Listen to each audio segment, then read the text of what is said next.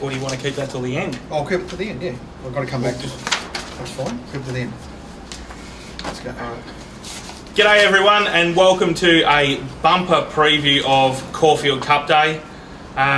Should be a ripping day. The weather looks like it's going to be fine. I'm joined as always by Darren Potter. G'day Potts, how are you, mate? Good, mate. Looking forward to it. The Caulfield Cup's always one of the best days of the year. It's exciting. The race has changed nature in the last several years with the imports being a real factor in the race. But we only get one crack at it a year, so in the normal course of events, it's a race I could easily, just on the trying to assess it and have the confidence in your prices, you could easily leave a lane. But as I said, we get one crack at it a year.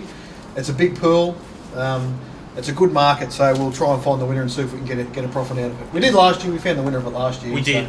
That's what we can do. We had to back 5 horses to do it, but we'll see what we can do this year. If I remember, that day was actually a good day. I reckon we cleaned them out last year. But we kick off with the first at the leisurely start time of 10 to 1. The Yellow Glen played over 1,400 pots. So let's just start with a quick word on the track, Juppy, while you look up the market there. So last Saturday we had, inexplicably, the fence appeared to be off. It was exaggerated because we had 4 races from the chute. But there were no winners on the fence all day, and even the leaders that won, like Press Statement, got out to the middle of the track in the home straight. Now, why I say that's inexplicable was yesterday we had another meeting at Caulfield. The rail stayed in the true, and it was as if last Saturday never happened. It went back to normal Caulfield. The track race completely fair, and the fence was as good a place as any to be. And I can't really explain it. The only possible explanations I come up with are perhaps when they watered the track this week, they didn't water the inside right hard against the fence. Or there was a tricky wind last week that sort of no one really picked up that was really affecting the horses on the fence and down the side. So other than that, I can't come up with anything. It was completely out of character with that sort of penetrometer reading in previous rail true meetings. And yesterday was right back to normal. So I think we have to treat last Saturday as an anomaly and not worry about it. And there's been a whole lot of crap from the usual suspects wanting to chirp about just let them go. Like Pakenham's on as we speak. Well, they've put 50 mils of irrigation and there's been 13 mils of rain for the week. That shows how much water these tracks need now, because they drain so well. They don't want to lose winter meetings. Sometimes it's just going to be a little bit harder than what the participants would ideally like, but that's what's just going to happen. I mean, I've never been near horses, so I don't know what they're going through, the people that are looking after them, but the times last week did not suggest that the track was anything other than a good 3. But anyway, I mean, that's an argument for other people to have. We'll just deal with the circumstances that are dished up. There's just one more point on that though, Pods. Mike Moroney, he's one of the ones who's probably the most vocal. He goes, we need Sting out of the track. He's tipped out 3 horses today. He goes, I'm not even going to worry about the firm tracks. I'll wait for the autumn. If you don't like hard tracks, don't run in the spring. Wait till the autumn. Okay. So which ones are they that he's tipped out? Tulsa, Alaskan Rose, and there was another that was aimed at the Derby whose name escapes me. So if he's obviously taken it his way, he doesn't want to deal with horses that might jar up. He doesn't want to push them through the prep. He's happy to wait for the Derbies and the Oaks in the autumn. The reason I ask is he's got a filly in there tomorrow called Wichita Woman, who's a fairly green first prep High Chaparral. And if he was really worried, I don't think she'd be there tomorrow. But she seems to be there. The stable earlier on the radio were quite bullish about her chances on Saturday. So okay. I think she'll measure up. Race 1, mate. What have we got? Race 1, we've got Mahalik $11, Pearl Star $10, Heir Apparent $9, Italy $4.60, Androli $8.50, Hell or High Water $5. $4 Silent Sedation, and the rest are all bigger pots. How do they map here? Well, it's a pretty steady start to the day, Juppy, so let's not spend too much time in this race. The map's a bit up in the air because there's a few candidates, but it's all going to be about intent, really. To me, these are all very even. A lot of possible winners. The horse that I am most interested in is Silence Edition. She's only 3rd up. She's improved at both runs. She ran really good sectional times here behind Invincible something or other, Invincible Night was it, who then ran pretty well last Saturday. So she's favourite, but I think she's backable. Heir Apparent looks over the odds to me because she's fairly well seasoned and she looks like getting a good run, but I wouldn't talk out of back in any of these if you like them. So it's just that sort of race, isn't it? Plus it's just an even sort of. Yeah, they won't be winning many races this time. Race 2 is the Polytrack Gothic Stakes over 1400. We've got Takedown 390, Metallic Crown 13, Holler 440, Mr. Individual 6, who was scratched from Wednesday, wasn't he? No, he won Wednesday. He won Wednesday and he's backing up, okay. Yeah, he had they ran 3 seconds slower than the other two 1600s a day. So he's at a working gallop. He had a working gallop yesterday, and I'd say I'd be surprised if he doesn't back up, really. Okay. Flight Light $10, Santa Ana Lane $2.90.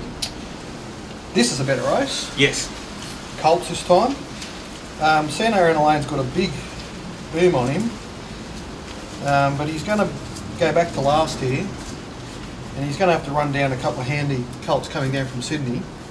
So while I recognise that he's got talent, he's got a lot to do here, and I think he'll be well tipped in the media. Yeah.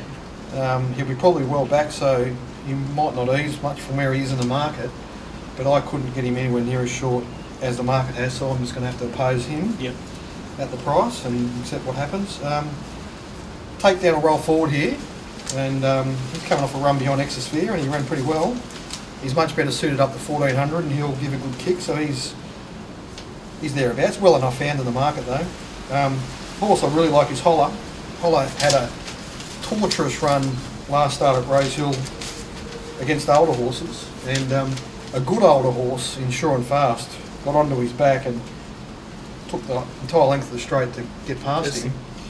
And Holler just looks terrific bet to me here. He'll box seat behind Takedown. Takedown will give a kick. I can see Holler just pushing Metallic Crown out of the way on the home turn, and he'll give Santa Ana Lane something to run down. So I'm all over Holler. He's much more seasoned than Santa Ana Lane, and you look at the Esprit profiles. He was 260 in that race in Sydney, coming up into a race like this. So that was a pretty big field. Yeah, and it was a fairly deep market. And now Holler's got 3 performances that are well in excess of anywhere where Santa Ana Lane's ever been. So it's a big jump for that. It's coming off 2 provincial races straight into this sort of race. Betting's all about prices, jumping. Yeah. And backing Holler at 460 there with a good map against a horse that has got potential but has yet to do it. Yeah. That's an easy thing for me to do. I think if you do that all the time, you'll finish in front. Correct. Race 3 is the Dilmar Single Origin Tees Caulfield Sprint over 1,000 metres. Top of the market is the Mighty Ball of Muscle at 320, Curo 460, Lumosity 390, and 460 King Like. How do they map your pots? Another interesting race. Well, I think the map's the key to this race, jumping. It's a 1,000-metre race, and there really is only one obvious 1,000-metre horse here, and it's Ball of Muscle. And if Glenn gets it right, he's the horse to beat, because Glenn can take his time getting to the front. He doesn't want to rush getting to the front and reach for the brakes. He just wants to take his time getting to the front and reach for the accelerator. Yeah, and just keep building the pressure. If he puts the speed on in the midsection of this race, these other horses will all get off the bit chasing him, and then they won't get past him, I think. So the key to the race is Glenn getting it right. I hope he does. So he's top pick for me, and I think he's backable.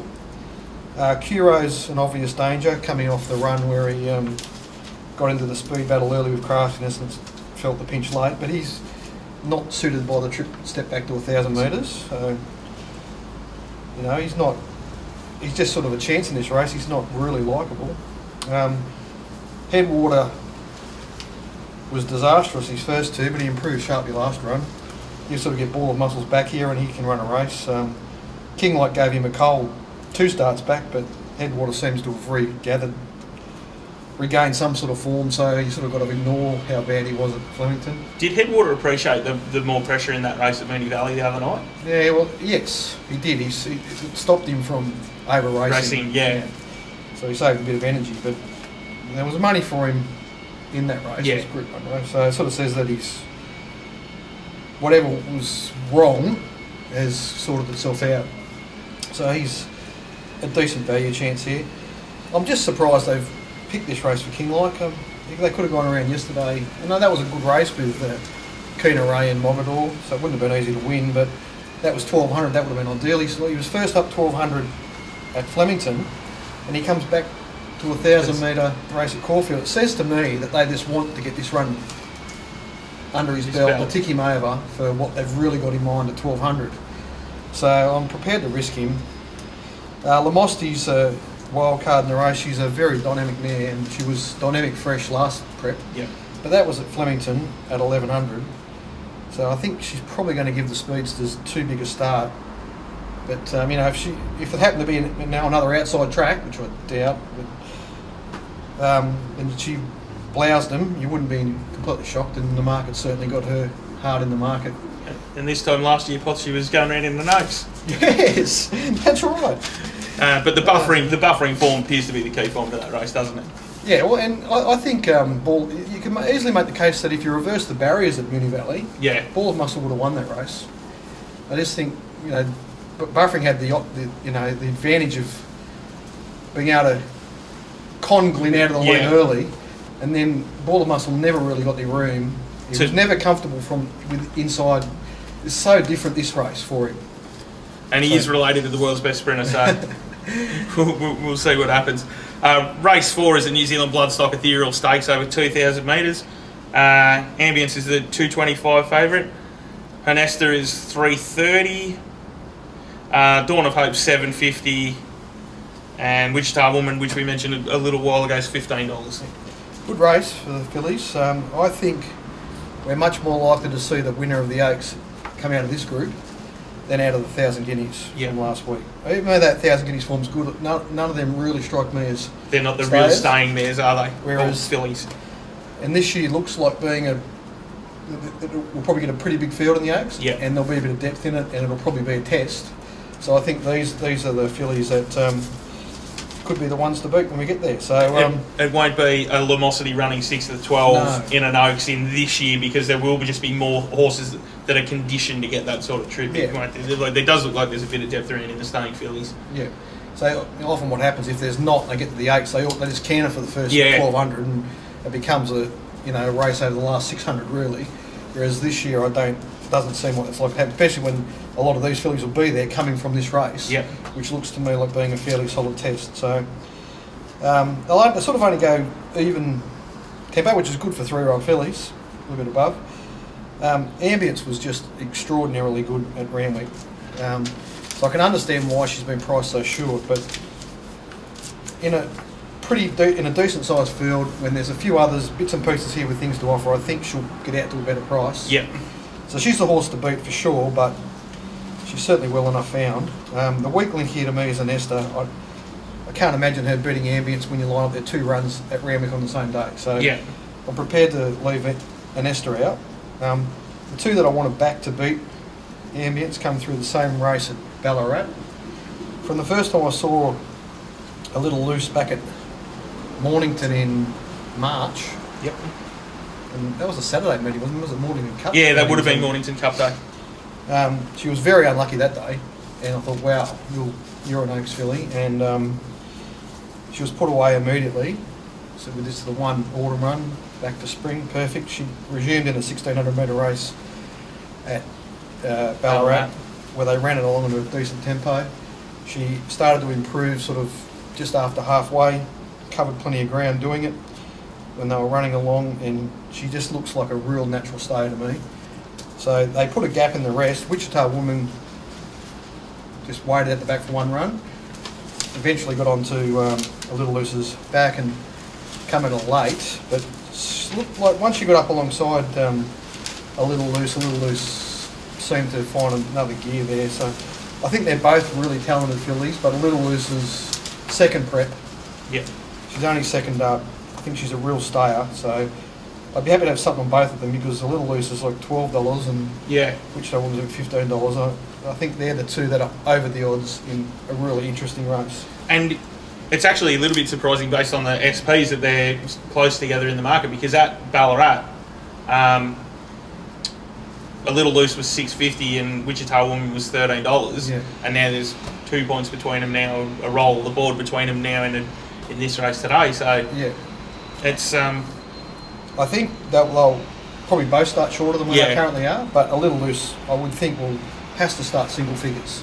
Well, you think that, especially if you think that the favourite's going to drift, because as you say, I don't think it's going to be 5 to 4 come jump time tomorrow. Or jump time on Saturday, I wouldn't have thought so. She's first up at 2,000 metres, the first try at 2,000 metres, first try at Caulfield, big field. There's enough reasons here that the bookies will want to lay her, I think, at that sort of price range. Race 5 is the Ladies Caulfield Classic over 2,000 metres. Lizard Island 480, Shard 16, Ayers Rock 15, get the picture 8. Tavachi 650, 650 Ragnar, and 390 Sacred Eye down the bottom. This is one of the key lead-ups to the Derby, isn't it? It is. Spots. It's a $500,000 race, which explains why Sacred Eye's here and not starting against the fillies. I'll be interested to see how they line up with the fillies' previous race when we're reviewing this meeting, because I wouldn't be surprised if the fillies do better than them, but not by a lot. There's Colt City got something to offer. It looks a pretty tight market to me. It's not a race I'm overly keen on. There's pretty tight grouping here. Sacred Eye sort of this looks a good race for her, but she's too well found for me, and she's still in her first prep, and I can just see issues for it. So she's a good winning chance, but I'm not attracted to her at the price.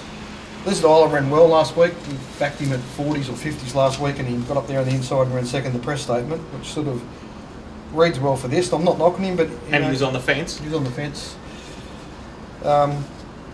He's a chance, but again, he's not a, it's when you backed him at 40s last week. Yeah, it's hard to come in it's hard to come in heavily. Yeah. You know what I mean? You could have something on him. But, get the pictures of Colt that I really like. I think he'll be right in the frame when we get to the Derby. Yep. And I think he's a winning chance here. So. And what about Ayers Rock Pots that were on a fortnight ago at Flemington there? Well, everyone else was, I wasn't, but that was one of the late additions there. Well, he was coming off it's looking like a good race in Adelaide. Yep. And he was strong there, so he's an on-pacer. He'll get on pace and run well again here. So he's definitely a backable price, in my view, for sure. Tavachi ran second to him there and is a lot shorter than him here, so which makes some sense, but I think the gap between them is probably too big.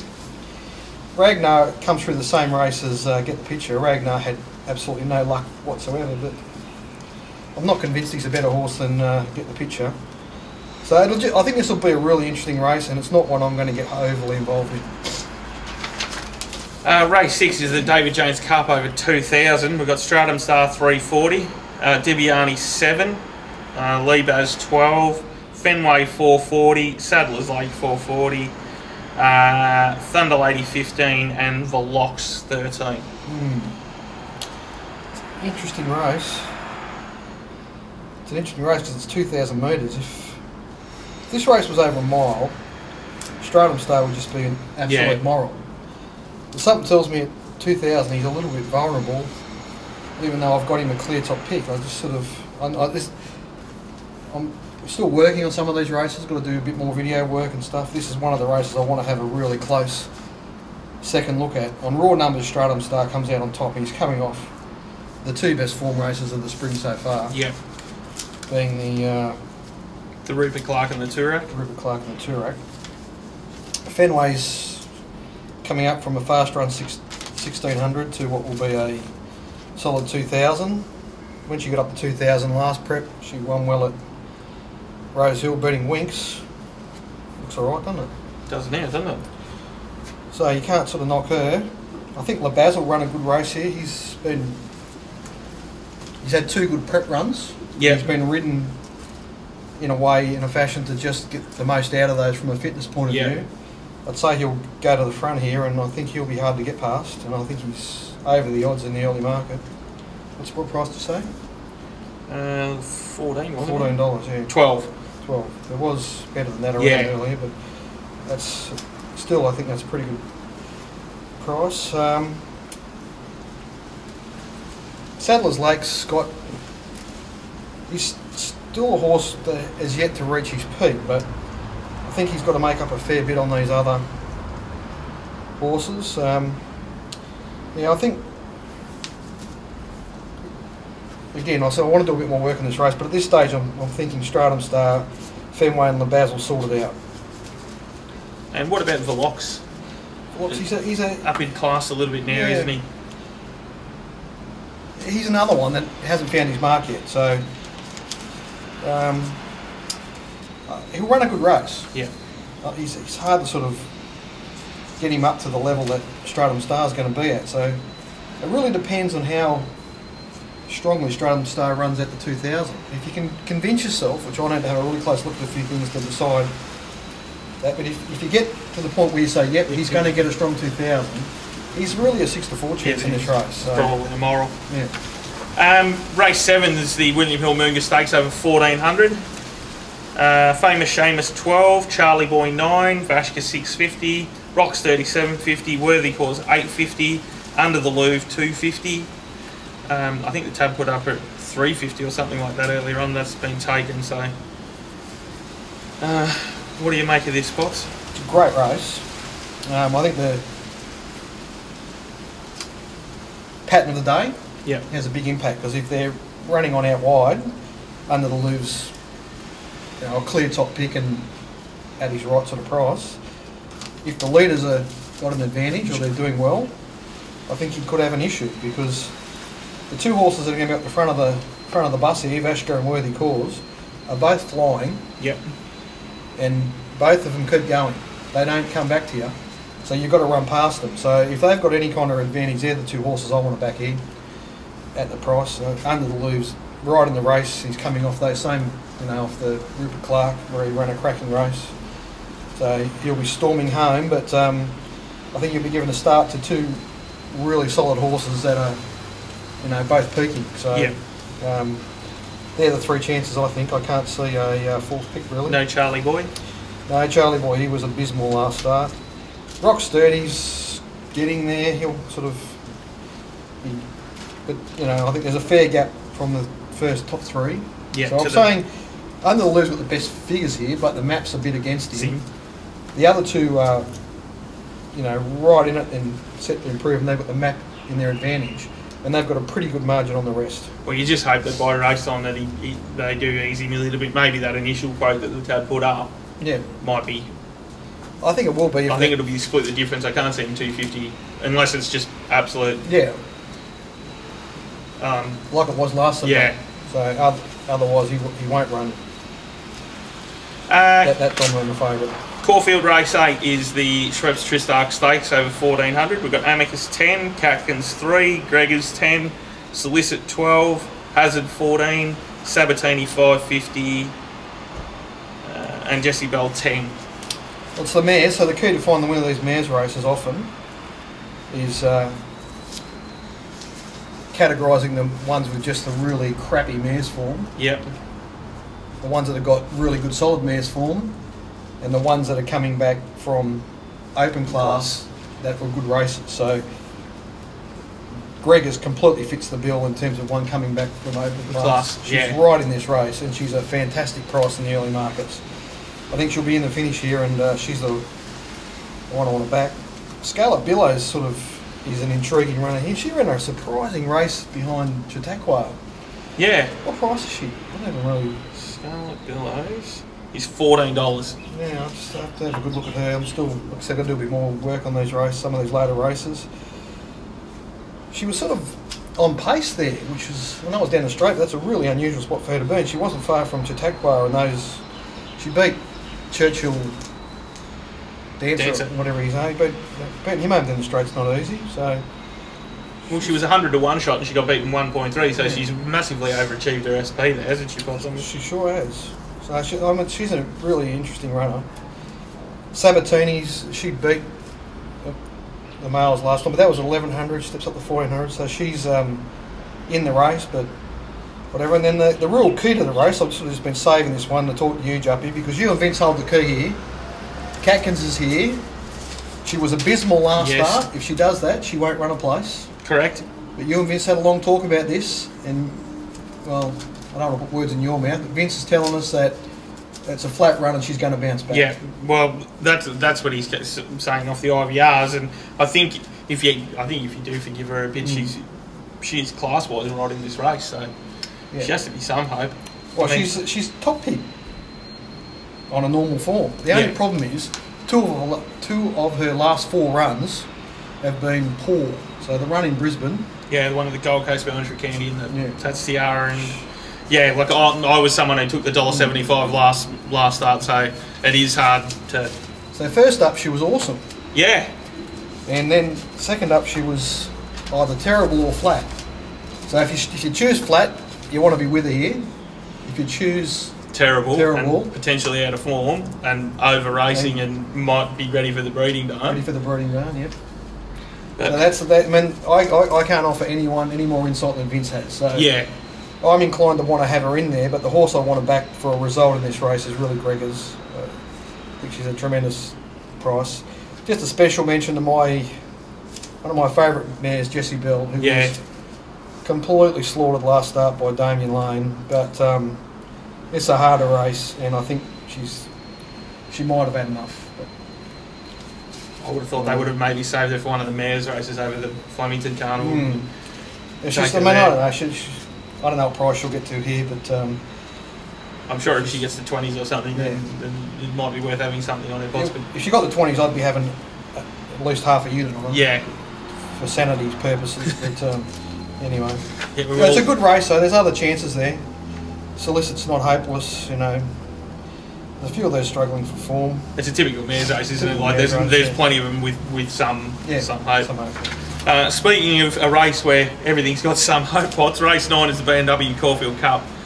2,400 metre race, of course. I'll read the whole letter there. Protectionist is $51. Snow Sky 11. Fame Gain 10. Our Ivanhoe 21. Hocko Brave 15. 440 Mongolian Khan. 26 Trip to Paris.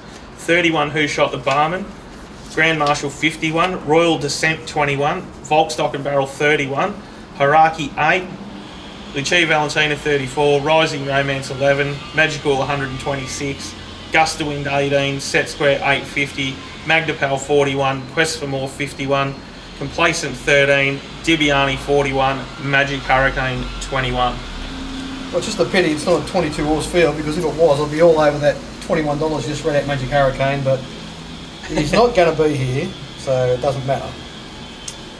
As Juppy will attest to on all my notes here, yes, I've spent a lot of time on this race, up and down, all around. I think I've still got more work to do to try and figure it out, but it's a incredible race, and the only disappointing part for me is I sort of seem to be falling in line with the market. Yeah. I'm not really finding anything outside of the market here. Like Mongolian Khan's very obvious now, isn't he? Like it's all just we're racing a great spot. He's on the back up. He's having a great prep. He just looks set to peak. You've got to give all credit to Murray Baker. He's done everything right with this horse. So what Murray said was the key, though. He said this on the radio this morning, was the fact that he was able to win those derbies in the autumn, so that he was qualified and passed the ballot entry, and then he could just focus on getting it ready for this race. Yeah, well, he's done a great job, because this horse is just primed, and he's got to be the horse to beat. So it just comes down to price, really, doesn't it? I think he'll get out to a slightly better price than what he is at the moment. Betfair's indicating that, and I think that's probably right. You think the on-course boys would be willing to pin the years back a little bit, and the percentages will come down? Yeah, well, there's got to be 8 to 10 chances here, so they'll be looking to make a good book. The obvious danger to me, so we're just going back to the derby, here's Hiraki. Hiraki's flying, everything's the same. They're ticking exactly the same boxes. Yeah. The only difference is that Mongolian Khan's on the back up and probably maps a bit better than Hiraki, but other than that, there's not a lot between them. And they're clearly the top 2 picks for me. That's the way the market's going as well. Hiraki's definitely backable. Set Square's a filly or mare I've always had time for, and she's a really natural stayer. Career best run last start. That's the right recipe. Yep. Up to 2,400 ideal. She maps well. She's well enough found, I think, but you know, I've got her price similar to the market, and I think she's a really good winning chance. And of the imports, the profile that I'm most interested is Snow Sky, and so vast majority of his runs have been at 2,400. He's got former end horses like Hartnell and other horses that we know have lined up here. He'll get in the first third of the field.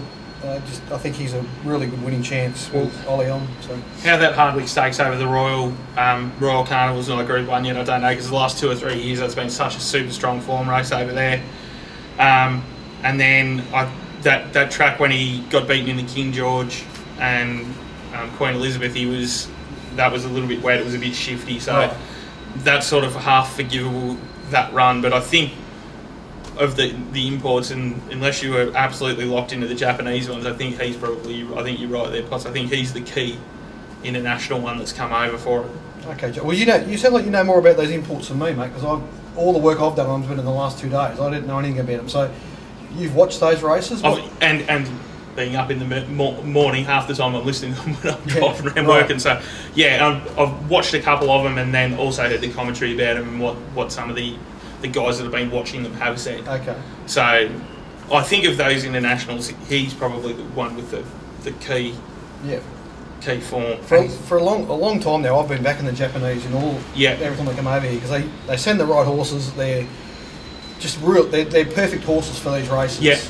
Well, they're natural stayers that want pressure the whole way, and they love dry ground. Yeah. And they're saying that there could possibly be a thunderstorm in between now and then, but who knows? You could get nothing. I think the most you could probably get might be 5 or 6 mils or something possible. It's not going to be a heap if it does rain. If they get a storm, they'll put on less irrigation, so it's not going to make any difference. So they're going to get the right conditions. But looking at the profile of these two Japanese this year, they don't look like Caulfield Cup horses to me. Yeah, they look like they're genuine 2-milers having a hit out for.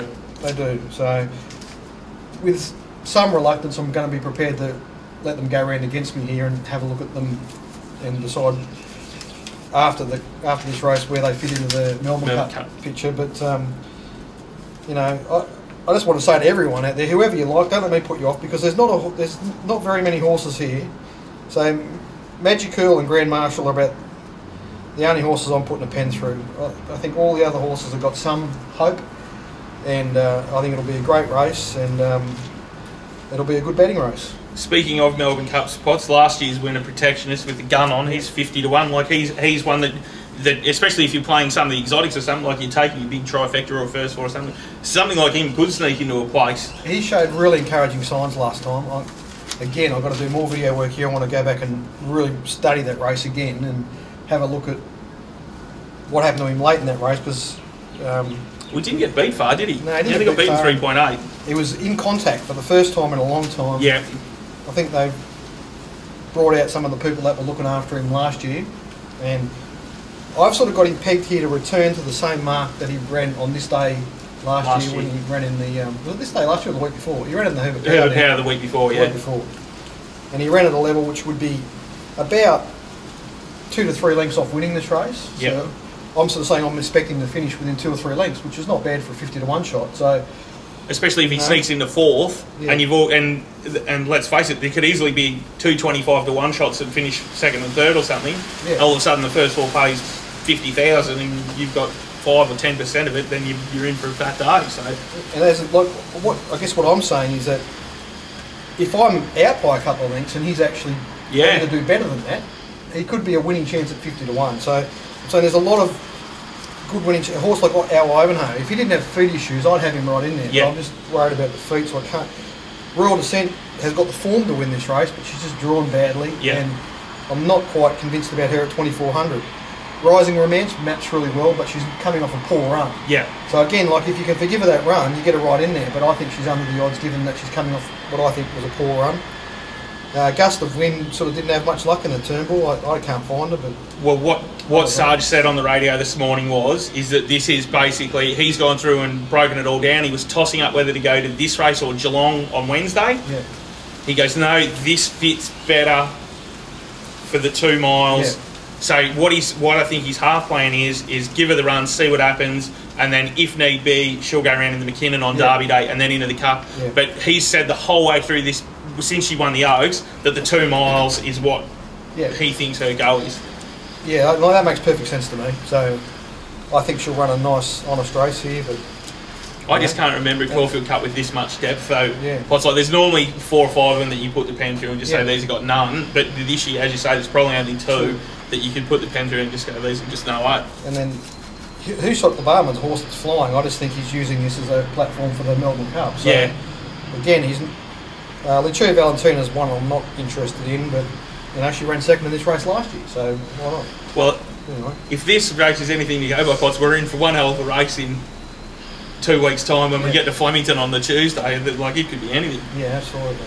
And we finish off at 6:15 again. So, if the industry's whinging about the track being dry, if you get a warm day like it is today down here, then don't complain, because you're putting the races on at 6:15. We've got the Crown Golden Ale and Lingy Stakes over 1100. We've got a Fleet of Spree $10, Miss Promiscuity and I Love It 15, Fontaton 650, Brook Road 5, the Messina Nymph 550, Pittsburgh Flyer 11, 550 Veselay, 850 Tuscan Sling. Well, to be honest, Juppy, I'm like you, man. I don't care if they call this race off, really. I'll be having tea by this stage, Potts. I've run out of steam by now. It's a 1100 metre race, so I'm sort of thinking the middle and outside draws are going to be an advantage. And to me, all the wrong horses are drawn there. So when I look at those outside group, yeah, none of them really interest me. So to me, the chances of drawing upside down, which makes it a big danger race for me, so I won't be getting heavily involved. What price did you say 50 Shades of Grey was? 50 Shades of Grey, it was $41, and no, you'd probably be able to get 50s, I think. Yeah, well, it's one that's drawn right, and I wouldn't be surprised to see it run a really good race.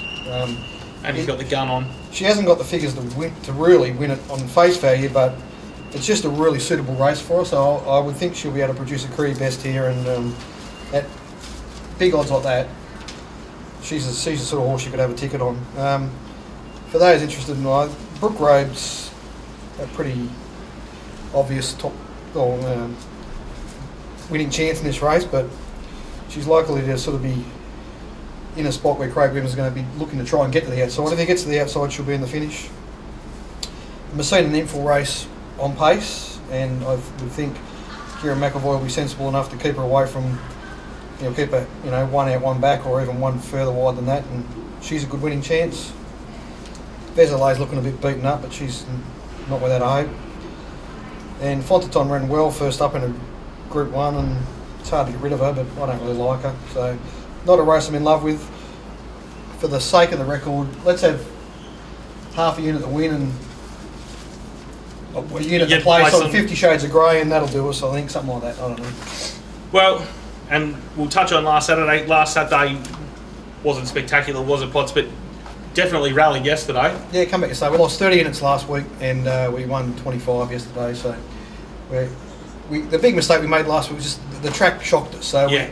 I'd factored in a bit of a slide on pace advantage, and that didn't occur. So it sort of had us chasing our tail a bit all day. But as a good rally yesterday, we found 5 winners yesterday. So let's hope we can have a big one tomorrow, Saturday. And I know John had a big day yesterday in Sydney, and I think he won it on Saturday as well, didn't he? Off the top of my head. Yeah. So for your $99 to get into the chat room, which is especially on a day like Saturday is going to be critical. So you'll be in the chat room and you get both sets, and you're in. Strap yourself in. You're in for a big day. That's it. With John Walter's stuff, what you get is a thoroughly complete set. You'll be able to get all the information you'd want on every runner, and he does so much hard work that he just continues to find horses at really good odds that have got a hope that the market hasn't spotted yet. He's doing it week after week. So I don't think anyone that gets John Walter's set will be disappointed at any stage. And I don't think anyone who's been getting your stuff's been that disappointed either, Potts, because it's been a pretty good ride, and it should roll through Saturday. It's going to be a terrific day. There's deep cards. It's great racing, and it's a time of year and everyone wants to be involved. So make sure you jump on board, jump in the chat room. I'll be there. Potts will be there. We'll all be there. You'll get not only all the sets through, but you'll also get what they're doing from the Manny Yard, and then if there's any information that comes in through the day, that gets put up in there. And more often than not, if we can get the raw data off Vince, we normally put that up after the race as well. So, not to mention some very colourful on-track betting information from the. Yeah, Doltz has been helping us. He's been telling us what's been happening. He did real well. He was on the back foot early last week after laying that thing of Robbie Lang's each way, like there was no settling. So Doltz has been helping us with, if any of the big boys, and of course you got Matt and Dale and those guys in Sydney that are pointing us in the direction of who the big boys are backing, even though they've been a bit quiet in the last couple of weeks. So make sure you jump on board and grab the stats, and good luck Daz, and I'll see you next week when we preview the William Hill Cox Play. Bring it on. Caulfield Cup Day, can't wait, Jumpy. No worries. Thanks, mate. We'll see you next week. 10 races.